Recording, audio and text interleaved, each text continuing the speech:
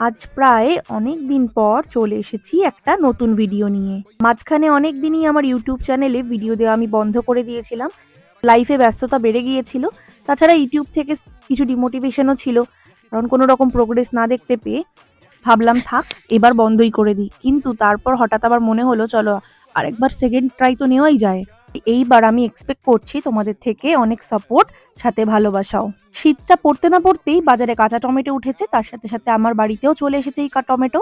পাতলা পাতলা করে কেটে কড়াইতে সর্ষের তেলে শুকনো লঙ্কা আর সর্ষে ফোড়ন দিয়ে নুন হলুদ দিয়ে টমেটোটাকে একটু সেদ্ধ করে নিয়েছি। টমেটো সেদ্ধ হয়ে গেলে এখানে দিয়ে দেবো সর্ষে বাটা, সামান্য পরিমাণ চিনি, সামান্য পরিমাণ লবণ আর একটা কাঁচা লঙ্কা দিয়ে ভালো করে ঢেকে নেড়ে চেড়ে উপর থেকে সর্ষের তেল দিয়ে নামিয়ে নিলেই রেডি হয়ে যাবে এই কাঁচা টমেটোর তরকারি। এটা অনেকটা সুইট অ্যান্ড শাওয়ারি ফ্লেভারের হয়ে থাকে। অবশ্যই বাড়িতে এই শীতে একবার ট্রাই করো। আমার চ্যানেলকে সাবস্ক্রাইব করতে ভুলো